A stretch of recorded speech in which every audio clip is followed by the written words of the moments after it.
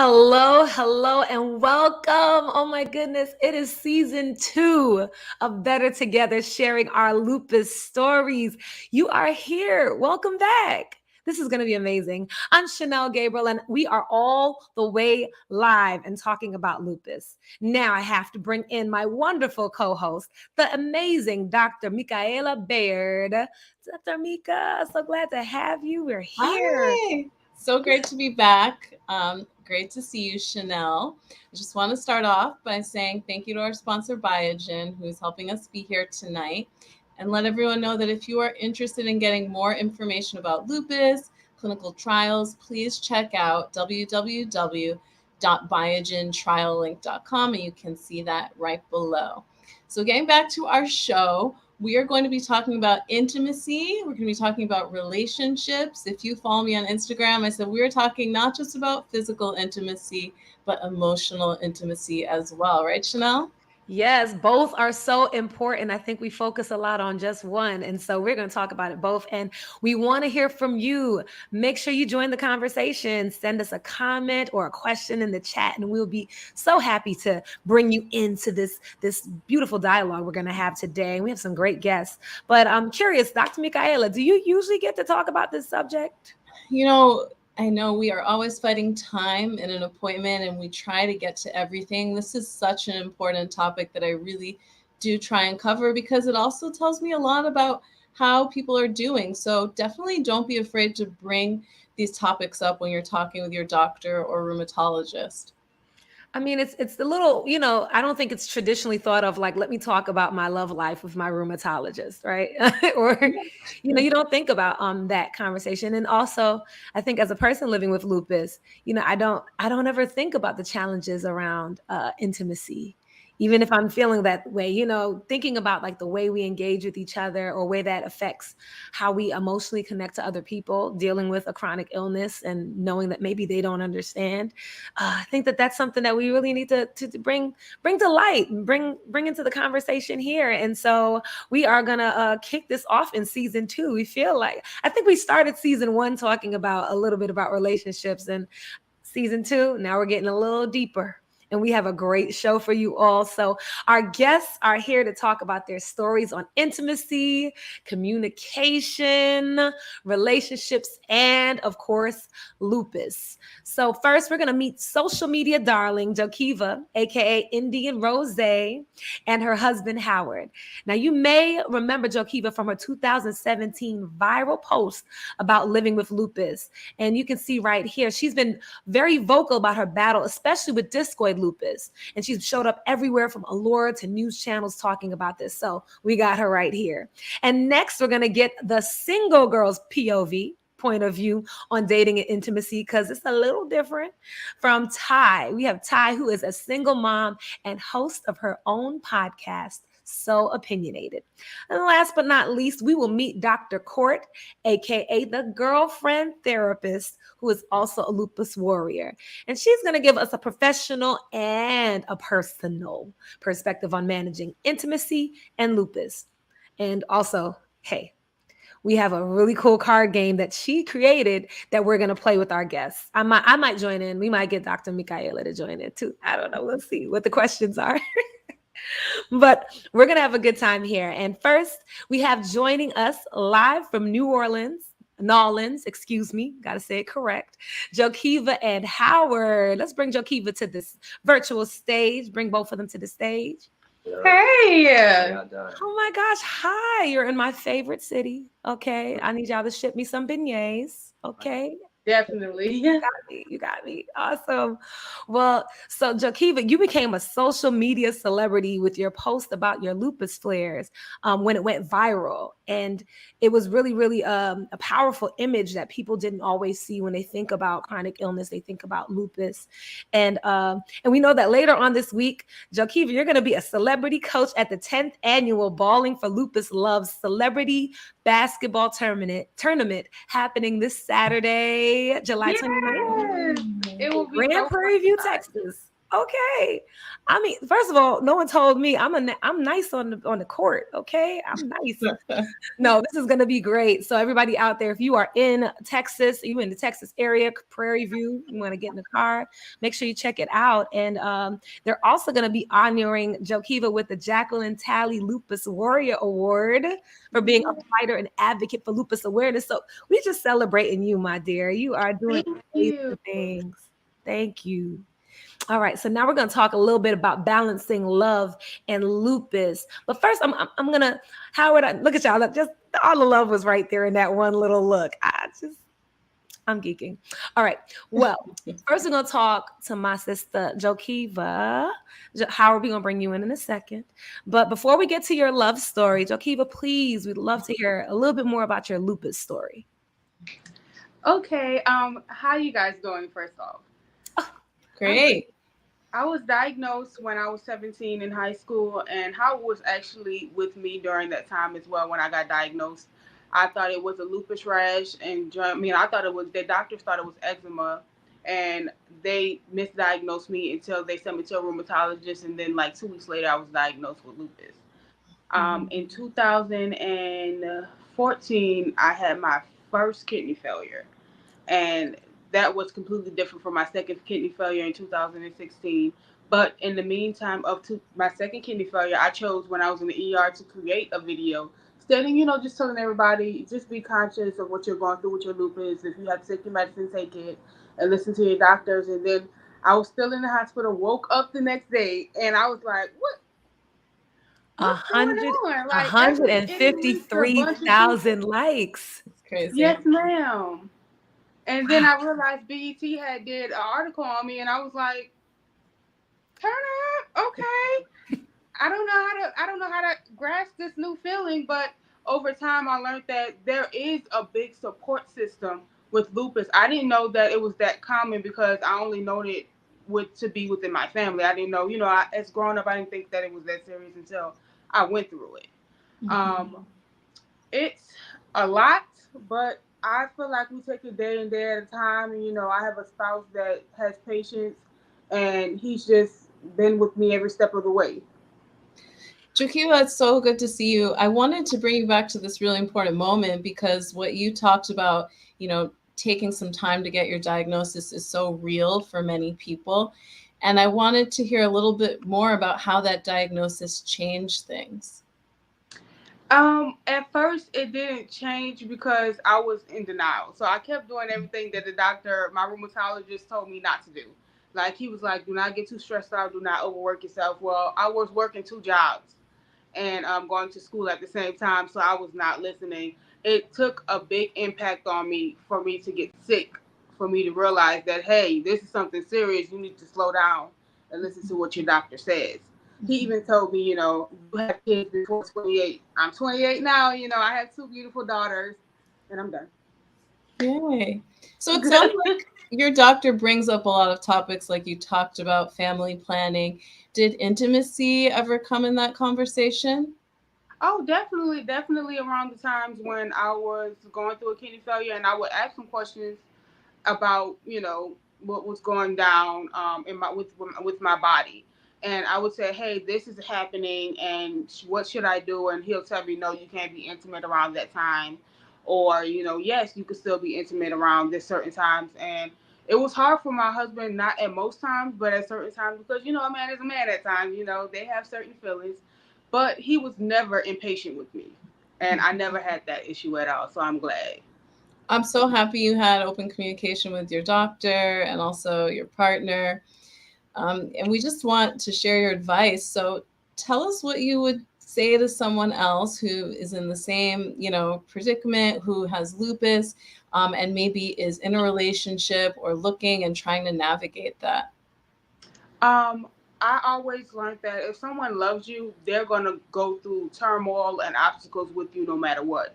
That's part of being in a relationship. You should never feel as if you're a burden to your partner.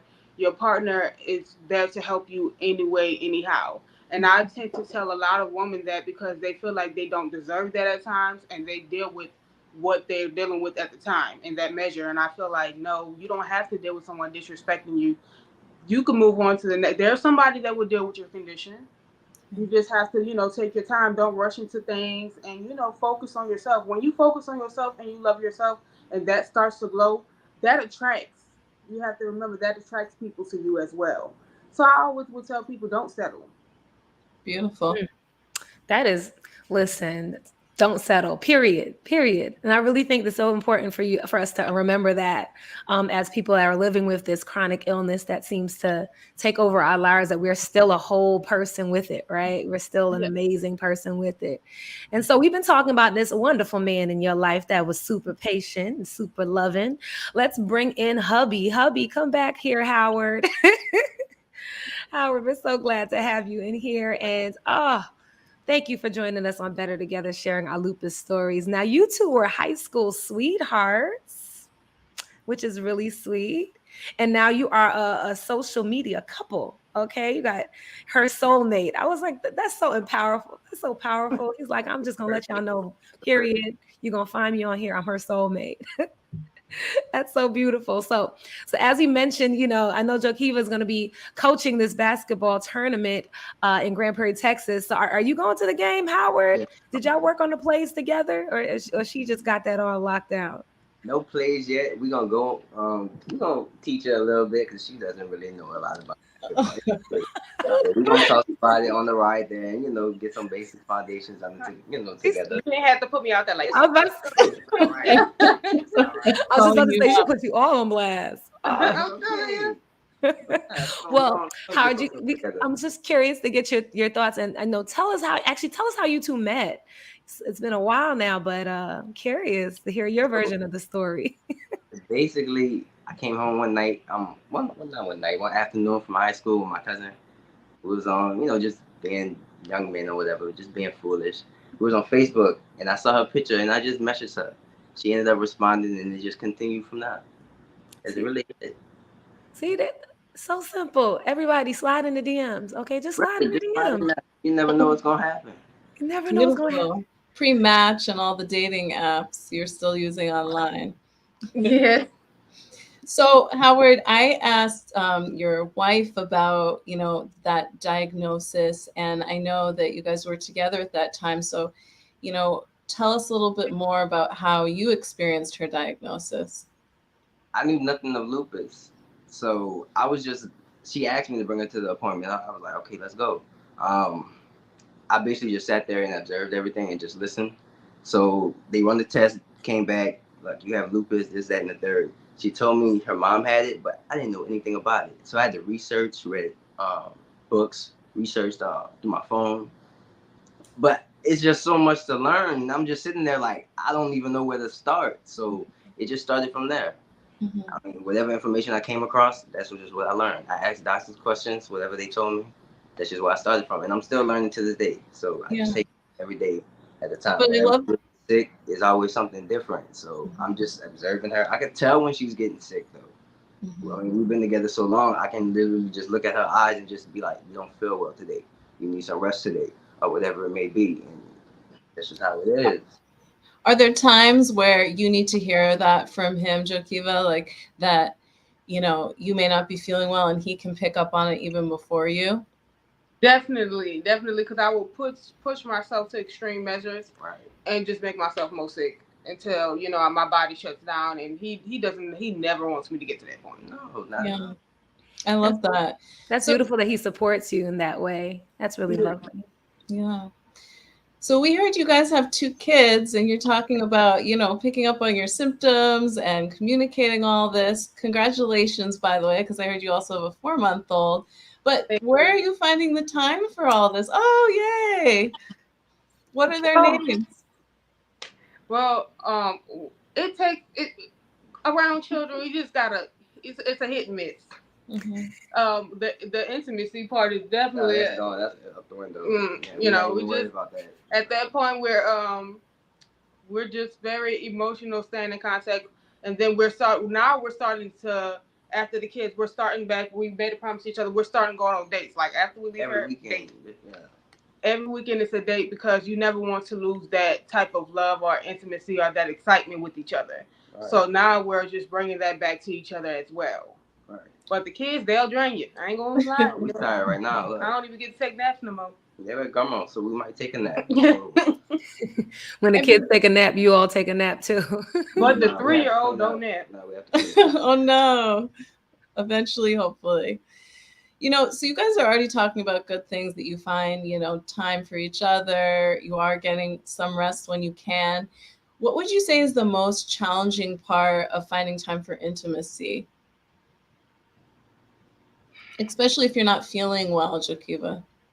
I mean, the most challenging thing Is the is kids. just really the kids. I mean, if she's doing, like right now, she's doing very well with her health. So when she's ready, let's go. If the situation is correct, let's go. But on the most part, it's really just the kids and just having a flow with the house, just having everything going together. I didn't think it was a full-time job, ma'am. I'm ready to tell my story.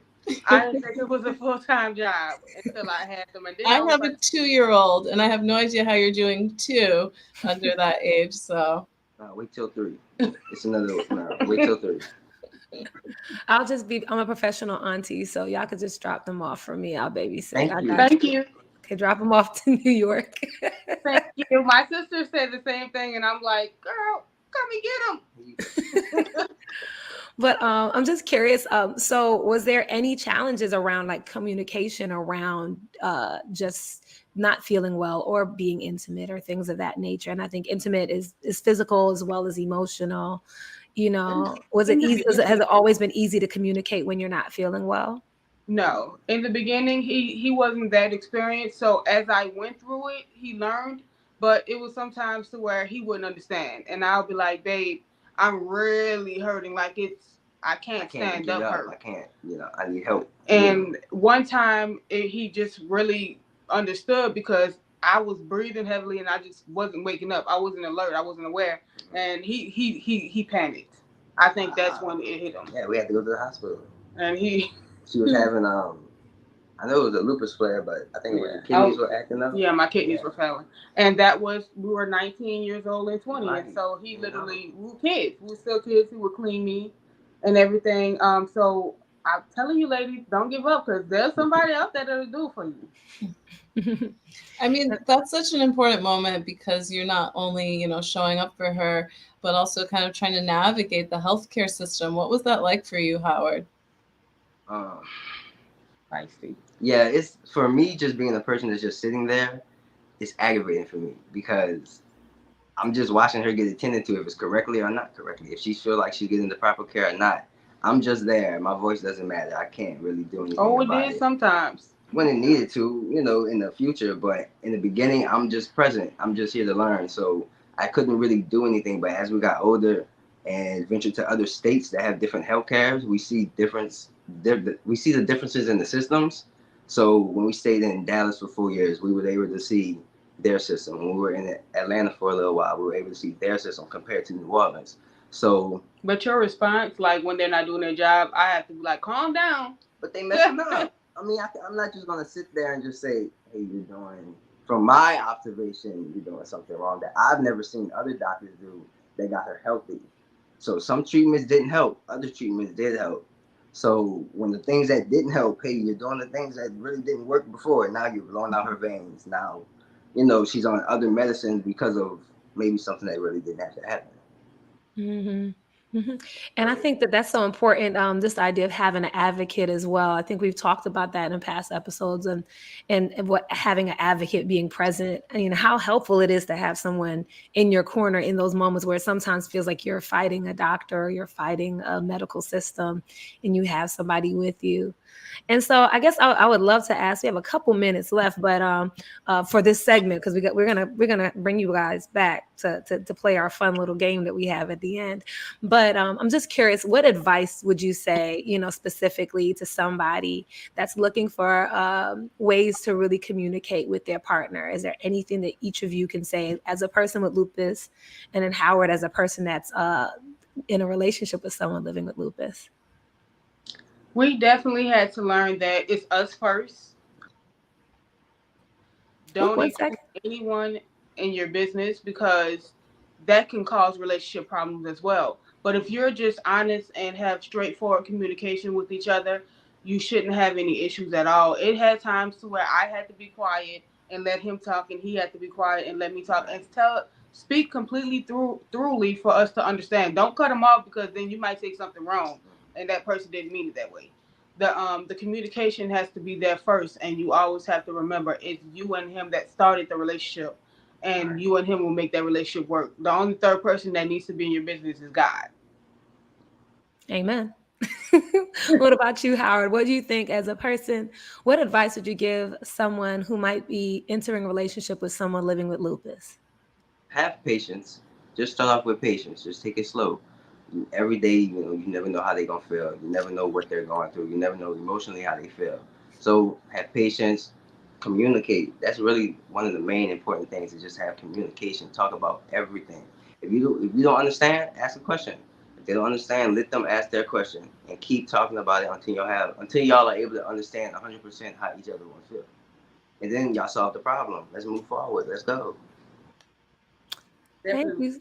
Thank you so much. I appreciate, we very much appreciate having you share these thoughts. And Howard, I know you were supposed to leave, but shout out to your boss for letting you take time off to be here. Yeah, he kind of understood. We had a late conversation last night. He kind of understood where I was coming from, so he let me get the day off. Yeah, so glad to have both of you present today. And we're going to make sure we bring you both back in to keep talking a little bit more about the subject. But thank you. And now we're going to move into this next segment. Now, as Dr. Bayard says, it's always good to talk to a medical professional. And while Dr. Bayard is definitely our expert here, we have a guest expert that we are going to bring in. Welcome, Dr. Court, also known as the girlfriend therapist. Actually, we're going to keep Jokiva and Howard, you in the mix here. We're going to maybe throw a question or two your way as we talk to Dr. Court. Dr. Court, welcome. Thank you. Thank you. You are a lupus warrior. You are the girlfriend therapist. And you've also created a card game to help with intimacy. So we're going to play that later. But Dr. Court, we're talking about intimacy for couples as well as for singles. So you're the girlfriend therapist. Please tell us a little more about your background, about yourself. So I am Dr. Cortina Peters. My married name is Lewis. And I'm also known as the girlfriend therapist. So I started that because I thought it was extremely important for individuals to understand that therapy is not just for non-melanated individuals, but for everybody. So I wanted to help destigmatize and decolonize what it means to go to therapy. And so what better way is to coin the girlfriend therapist, because I want my patients to see me as a girlfriend who just so happens to be non-judgmental, non-biased, and who's going to clinically reflect back to them what they need to hear, not what they want to hear. And so it works. And then when it comes to my lupus story, I was diagnosed in 2013. I'm a 2-time cancer survivor. So actually I had some other things going on when my oncologist was like, I'm not quite sure what's happening, but I do want to refer you to a rheumatologist. And I was like, okay. So it probably took about 2 months to get a definitive diagnosis on what was going on with me. I just knew I had something very traumatic happen in my life in that April. I was diagnosed the day after my birthday. I was diagnosed July 11th, 2013. And so my cousin, who was like a twin sister to me, she was my twin cousin, she passed away suddenly. And so the emotional duress, I believe, is what caused me to have my first lupus scare. My first lupus, not scare, flare. And so I realized that I couldn't move. My hands would get sore. I used to enjoy playing golf, and I had to stop doing that because I just could not move them. It was physically debilitating and painful. And it was times when my skin would hurt to touch. Like it seems like it's so sensitive, and I could not make any sense of it. And one thing that I learned about lupus is it's almost like every few years when I would have a flare, I would get a different symptom that I had not had previously. And so with cancer, I knew my hair was going to fall out. I expected it.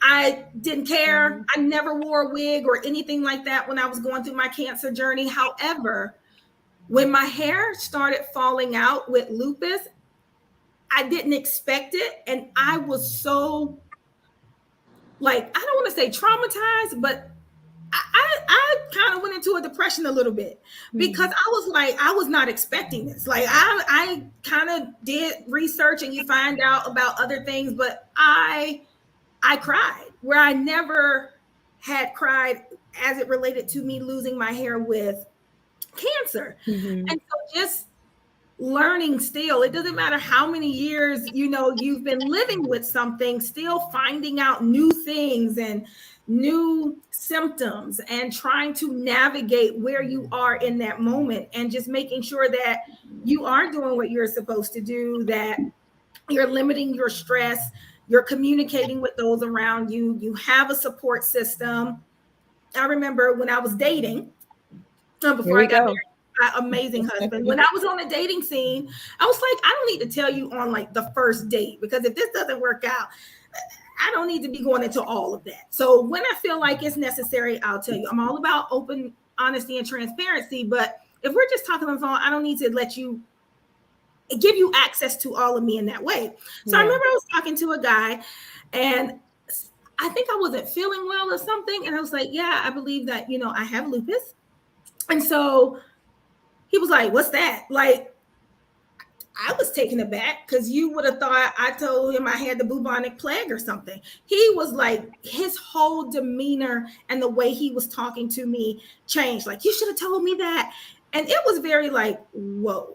And so he blocked me, never talked to me again. And as a single woman at that time, I was like, okay, do I need to reevaluate? Maybe I should have that as a line. By the way, I am a cancer survivor and a lupus warrior. Like, I mean, that's hard, but it's hard to really try to, I think that's one of the biggest fears that people have, is like, how do I tell a new partner about what this illness is? How do I communicate that? And I think that that's something that probably prevents a lot of intimacy. So, I mean, I know in the initial shock of it, that was rough, but how do you think somebody should go about, like telling somebody new about this, chronic illness they're dealing? The easiest way would be you first being confident in your own diagnosis, right? Because you don't want your emotions to be impacted just because someone feels a way about what you live with on a daily basis.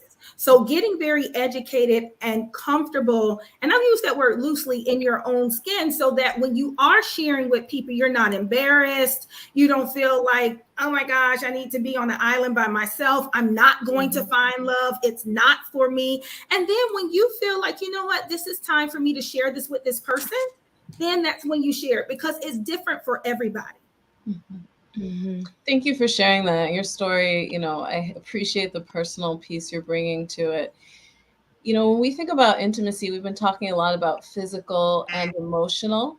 And I think some of the physical challenges can be clear, but what are some of the emotional challenges that have come up with the couples you work with? Body image concerns and challenges. Like, my body is changing. I don't look the way maybe I used to look, and do they still find me attractive? The chronic pain aspect of it. Am I okay with my partner touching me in this way? Or is it because I'm in a flare, maybe they need to touch me a different way, or not even at all? And so we're also talking about the psychological impacts of the medications and side effects. Yes. Maybe if I'm more moody or I have more anxiety happening inside of my body because of the fear of the unknown. Oh my gosh, when might the next lupus flare happen? Will my medication stop being as effective as it was and they have to switch me to something else? And so these are all other things that come with living day to day with a diagnosis like this. Yeah. I already know I would send patients to you and refer people to you, but so for people who don't understand as much about what you do, like what are the special topics you really get into when you're talking about intimacy, and how can you help someone different than another mental health provider? So one of the things that I do when I'm talking to my patient, I help them to understand that intimacy does not only show up just in a physical sense, right? Intimacy might look like support from my partner. It might look like empathy and compassion. It might look like gratitude. It might look like appreciation. It might look like forgiveness. It might look like my partner responding to me in a non-defensive way. It might look like understanding. So these are all parts of intimacy that we don't necessarily always talk about. And so those are important. And do I have the communication with my partner so I feel open and vulnerable enough to go there and have these conversations with them about what I want, need, and desire, what I'm open to, and what maybe I might not be open to in this moment because I'm not in the right emotional or mental state or physical state. Thank you.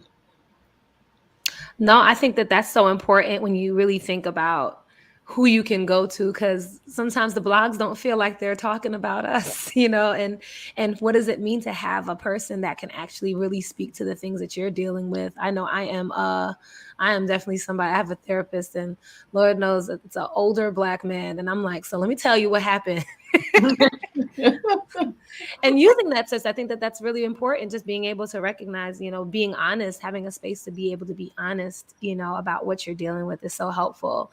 So we have a few viewer questions. I don't know if we have any extra ones. I saw one kind of throw up. Actually, yes, we had a viewer ask. Thank you so much. And if you are in this chat, make sure you add some questions. We got some time left.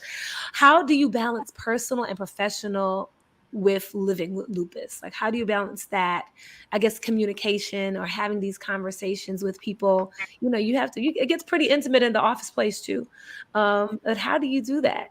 How do you have these conversations? It does. So I've been a therapist for a long time. And so I've learned to separate my patients' lives from my real life.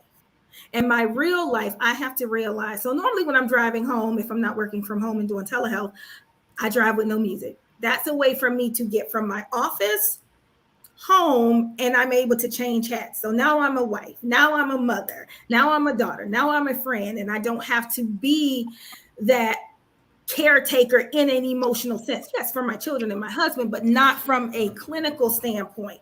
So that is helpful in knowing that, okay, this is what I need to do. This is what I'm going to do, making sure that I am taking the medications as I'm supposed to. I'm speaking to myself for real, because sometimes that can be a challenge when it makes you feel a certain way.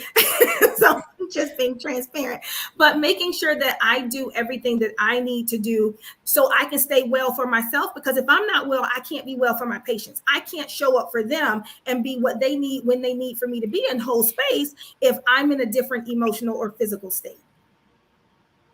Thank you. I don't know if there's any conversation. Jokiva, do you have any thoughts around that really quickly? Do you have, or actually you got somebody here. Jokiva, I'm just curious if you have either an answer for that, or maybe if you have a question for Dr. Court, opening the floor for that as well. Okay, yeah. I just wonder how you change hats on the way home. That I need more time just to ride for just one ride now. I ain't gonna lie. So trying to change hats from being an influencer and checking emails and doing all this, it becomes overwhelming. And I have a 4-month-old. She doesn't like to be put down at all. So how do you meditate during that ride, and then just be like, I'm leaving everything at the door. I'm leaving everything, all work assets at the door at work. And then when you step out, you just take a deep breath and you just let everything go. So yes, the best way that I can say is I realize that it's not fair for my patients to have more of me than my family.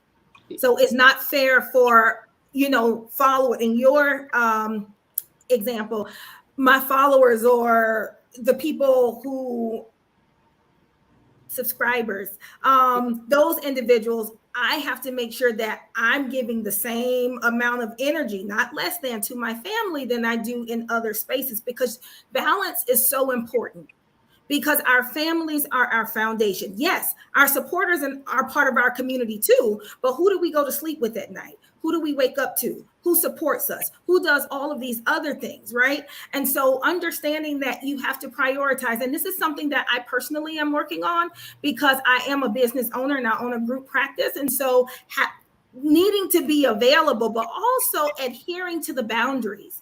If this is family time, I put the little do not disturb, but it says with family or with patients whenever I'm doing something, because we have to realize that life is short. Do I want to extend and exert all of this energy to individuals? Not saying you don't at all, but to individuals more so than I do the people who are next to me, by me every single day.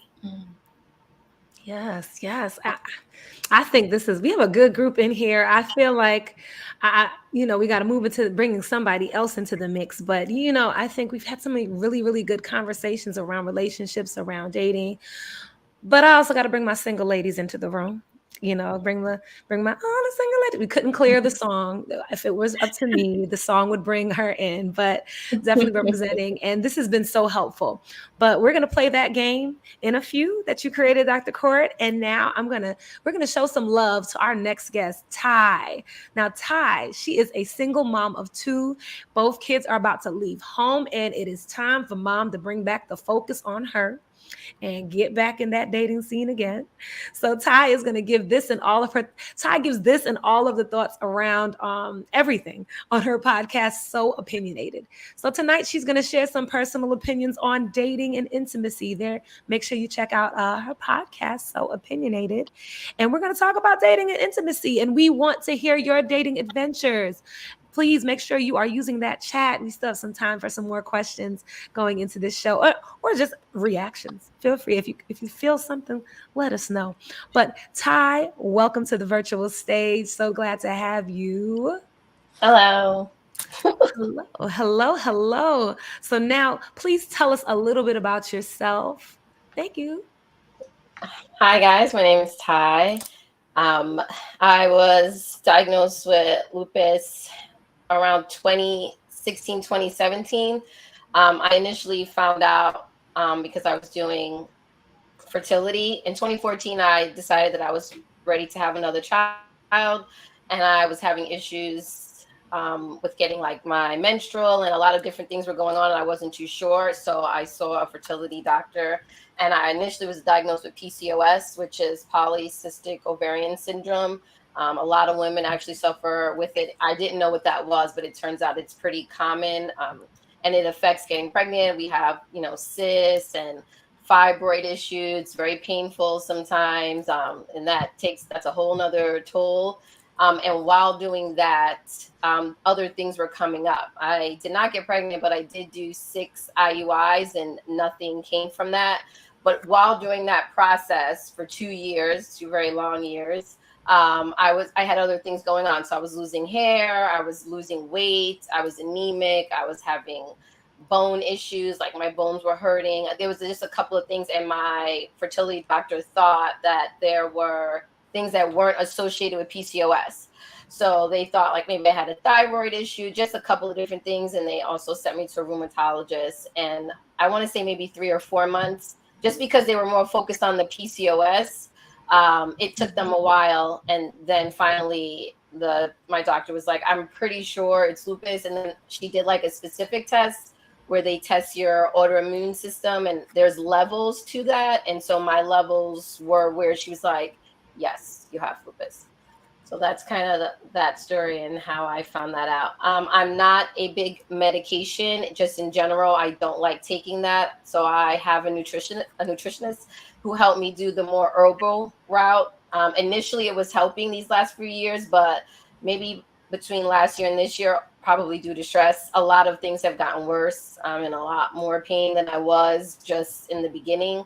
And my weight keeps fluctuating, and I'm losing a lot more hair. And there are a couple of other things, like my legs swell up. Sometimes I can't move at all. I literally have to like sit and lay. So they're testing me now because they're just trying to figure out if there's maybe some other little things going on where I may end up having to take medication and not do the route that I've been attempting to be on.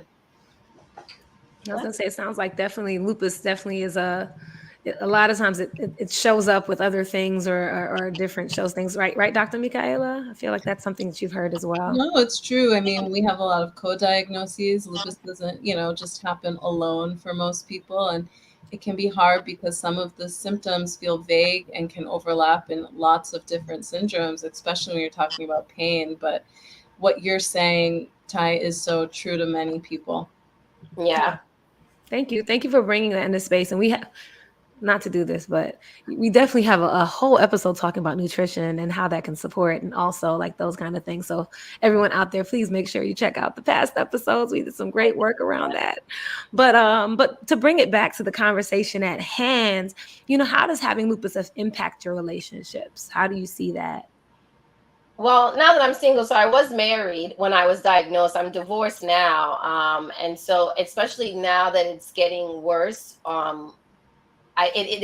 it kind of sucks not having someone. I do have my daughters who are older. So my youngest is 18 and the oldest is 20. So having two young adults helps me out a lot, because when I'm not feeling well, or if I need them to do something, go to the like I can't even carry the laundry bag anymore, just because I like just lifting my arm is become painful. So to have them there is super helpful. I don't know what I'm going to do now that the 18-year-old starts. She's going to college. The older one is already there. So that's going to be a little difficult. So it sucks. Like I sit back sometime and I'm like, oh, what a great time to be divorced when you're sick.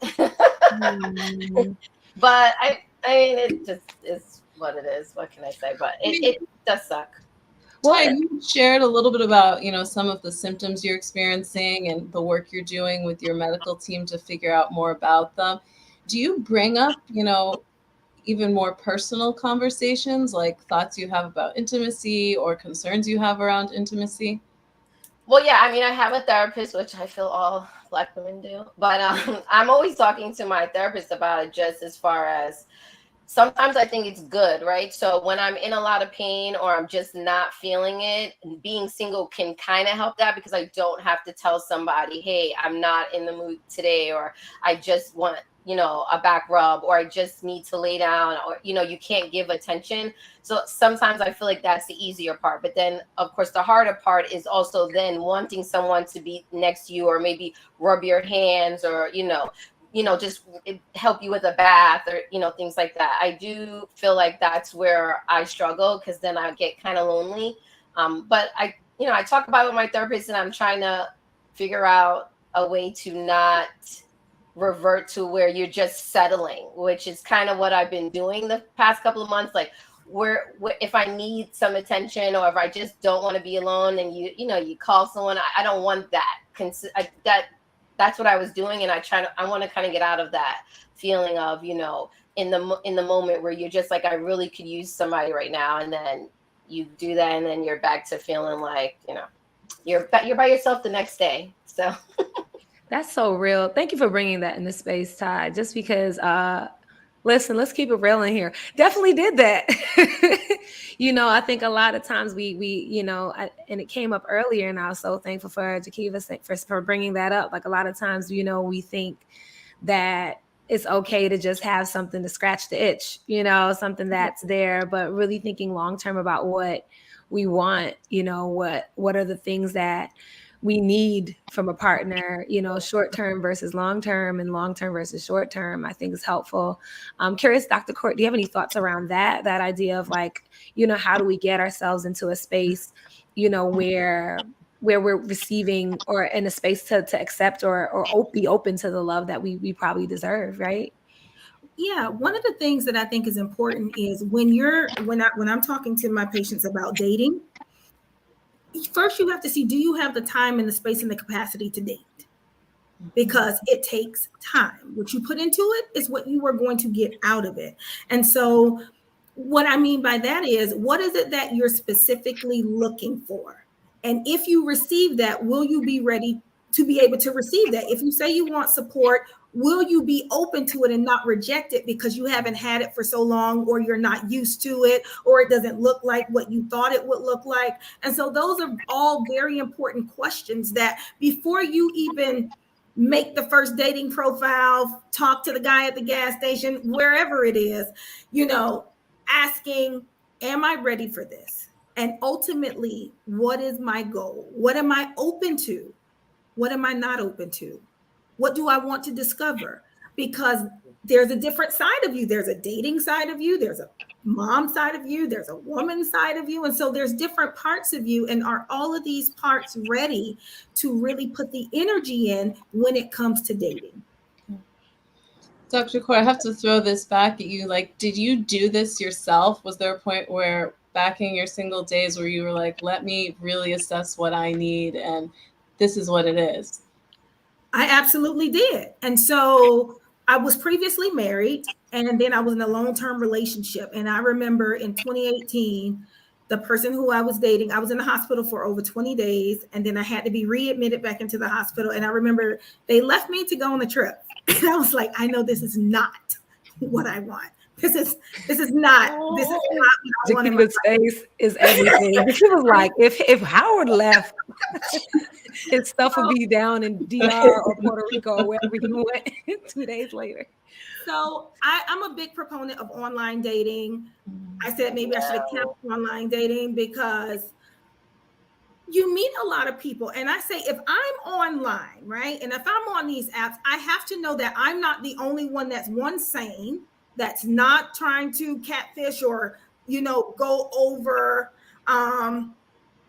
get over on somebody or use somebody. I'm a nice, decent person. I have integrity. I have morals. I have values. And I have to know that there are other people just like me, but you got to wade through the riffraff. And I have to say, after that experience with talking to people, I am so blessed with the husband that I have right now. I remember we were like a month and a half into dating, and they found a tumor in my abdominal area. And I said, you know what? I know I got a lot of health problems. I said, I don't expect for you to be here. I don't want for you to think you're going to hurt my feelings if you say, you know what, this is a lot too soon. And he told me, he was like, I know I don't have to be here, but I want to be here because we're a partnership. And I had never had that. Even when I was married, even when I was dating for that long, I never felt the support. It was new to me. So I was like, why he want to go to my doctor's appointments? Like, what is this about? So I was a little suspicious at the beginning. That's why I said you have to make sure you are ready to receive what it is that you are asking for so you don't reject it. And ever since then, he has been by my side, multiple flares, doctor's visits, surgeries, everything. He has never left. And so if you are single, I want for you to know this. Don't allow what you were living with, your current situation, what you look like, what you sound like, or anything dissuade you from thinking that you can have the love that you deserve. I mean, yes, we did snaps. And I mean, I think that's you speaking life into folk, because I think that, you mentioned online dating, and Ty, I was told that you tried that and that was not the move. That was not it. What made it not it? There's too much wading through the water. It's just too much. Like you said, you hope that there's someone. I definitely thought the same way. Like, I'm single. I have older kids, I have the time, and I'm saying to myself, there's got to be men out there who, same thing, either maybe single fathers or just, single men who are looking for a relationship, but that's not what they're looking for. No, ma'am. That's not what they're looking for. I don't want to do any slander because I was going to ask, like, which apps are you on? I did. You don't want to talk bad about nobody. I don't want nobody to come after us. I did. I'm not saying there are no good ones, but I haven't found any that are looking to be in a relationship. You know what I'm saying? They're okay with the situationship. They're okay with a friend with benefit. They're okay with they'll take you to dinner, but anything more than that, that's not. It was too much for me. I had to tap out. I had the opposite issue. I'd go on a first date. He's like, I'm trying to get married tomorrow. Okay, so what app was that? Just let me know. But I think you brought up some important points, Ty, like expectations and navigating expectations. And I think it's an issue whether it's online or in person. And I see Dr. Cord shaking her head. Tell us more about how you coach people to navigate these expectations. So I I asked them, write your bio. What are you going to put up there? What is it that you're going to put out there? Because sometimes the information we're putting out there is not that important than probably what we need to be putting out there. Again, managing expectations. When I first got out there, I was like, I'm open. If it goes somewhere, it does, but I'm not putting too much pressure, because if I put pressure on, I'm looking for a husband, I might miss red flags. I might miss yellow flags. I might not slow down and say, let me see, like I want to get to know this person, so that I'm not in a situation where they just said what you wanted to hear because that's what you put in your bio, just in order to get you, and then they leave you. So you got to be very crafty. And I'm not saying manipulate, but you have to be crafty with the information that you put out there to make sure that sometimes you can sift through some of the people that may contact you before they contact you. And you're like, oh my gosh, they wasted my time again. Why am I doing this? I'm going to get off. And again, with time, you have to think about it. If you're just going on every now and again and swiping or whatever, you're not putting any time. That's just like passive scrolling through social media. So am I actually looking at the people who are swiping on me or who are messaging me? Am I looking at their profile? Am I reading? Is something about them connecting to me? And I also had levels. So we would do messages on the app for a while. And then I would, if I felt comfortable enough, I would give you my Google number. Then if I felt comfortable with you after you met that level, we would then go out on a date. You still didn't get my real phone number yet because you might, not eat with utensils. And I was like, okay. So then after we went on a date, if I felt as though, you know what, this was okay, I think that they can get my phone number, then I would give them my phone number. I would have to say maybe only 3 people ever got to that point where they got my real phone number. And my now current husband, when I was dating, I was getting to know people. He was probably number 3 out of my top 5. And I never, ever, ever, ever expected myself to settle down with him because we are so different. I'm so over the top extra. He's so laid back, passive. I'm an empath and a therapist. He's an engineer. So we're so different, and I never had different, and it works so well. So never say what you won't do. Just see what you're open to and be honest with yourself about what you want. Awesome. And I know I was seeing so many facial expressions with Jakiva and Howard, but we're going to go into this last segment and maybe see if we have a little bit of time. I did want to see if you had something to say between the two of you actually as a couple. I'm just curious. Y'all were looking at each other like, right? Any final thoughts? Yeah. I at the beginning, I really had to learn that my lupus wasn't a bad enough baggage for me to settle, with being in relationships with people. So even when me and Howard were dating and someone might try to come across my timeline and say something stupid like, oh girl, because there's sometimes men think that, hey, because she has lupus, her self-esteem is low. Never that. It's never going to be low. I would drop you like a bad habit. It was times to where when we dated, he told me, I'm not ready for a relationship. I ghosted him.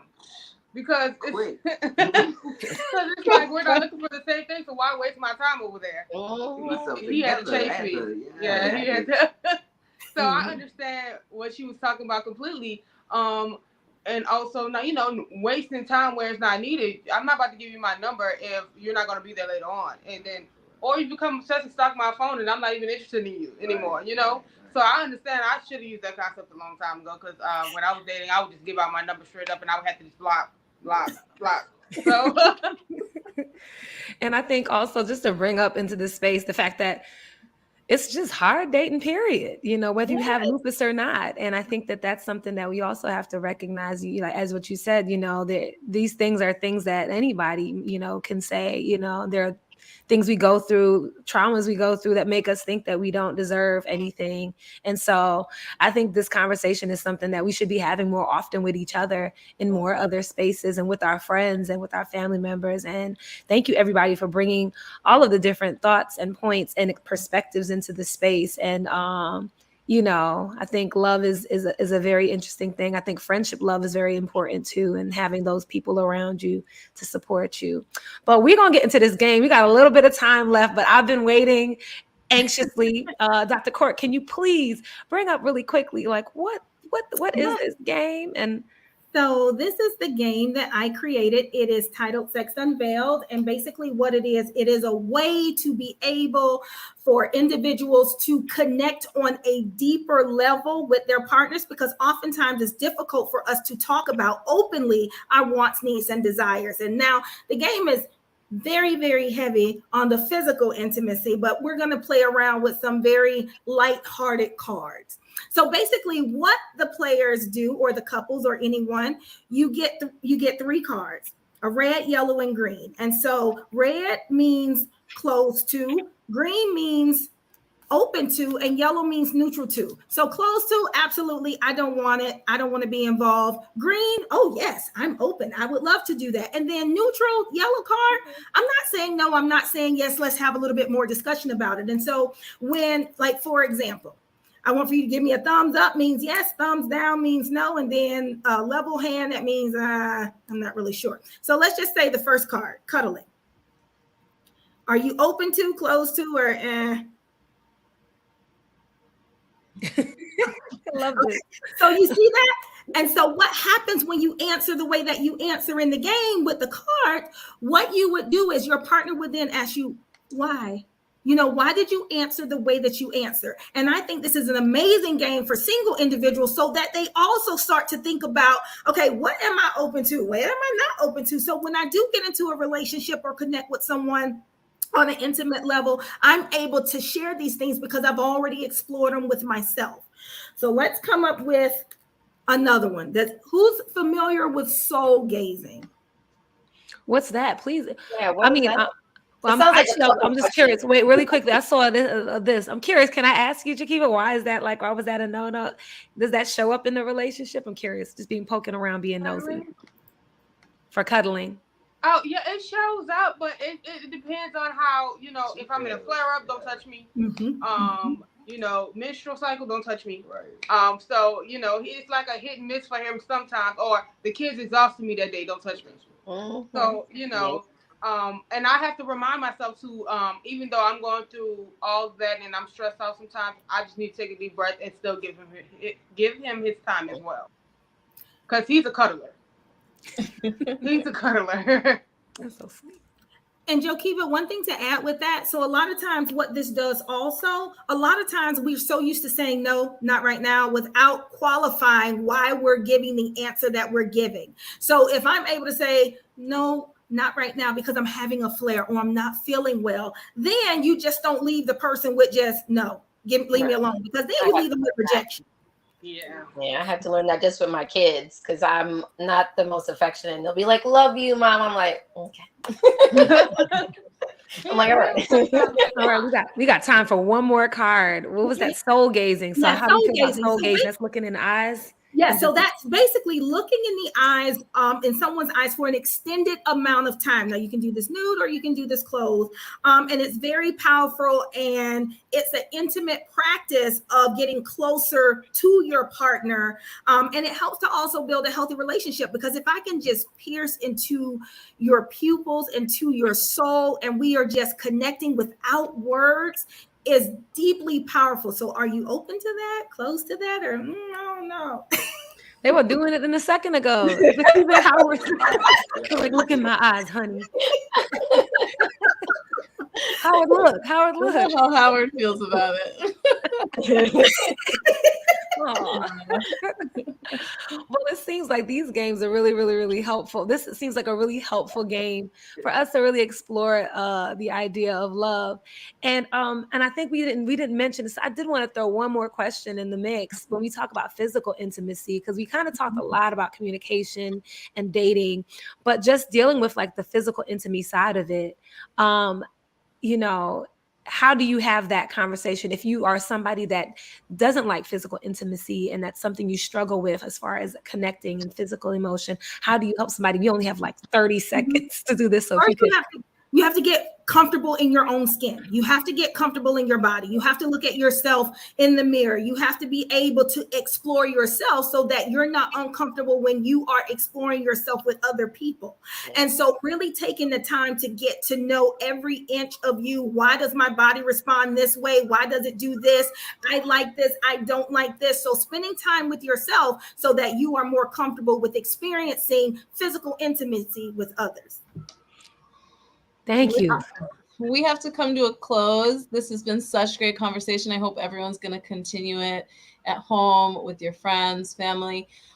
We just like to say thank you to Biogen for giving us this space to have the conversation. Again, if anyone is interested about getting more information, please check out the link below, biogentriallink.com, and join us again. The conversation is going to continue, not next week, but the week after on Tuesday, August 8th, same time. We're going to be talking about pregnancy and family planning. And now we'll give Chanel some time to close us out in her beautiful spoken word. I just want to be free, and this is freedom. Brown eyes like heart valves, I know it flows through you, our rhythm in sync, laughter sticking to the roofs of our mouths, clutching stomachs, caressing joy as it floats around us through all of our days. We both were born and bred to make bread, but not taught how to knead. And here we are, learning that love is liberation, wiping the work off of our brows, washing the worry away with our lips. This place feels like safety, a place no limits exist. If love always floods my words, if patience walks in the room before me, if love is on both of our hearts. Thank you so much. See you all on August 8th. Thank you. Have a good night.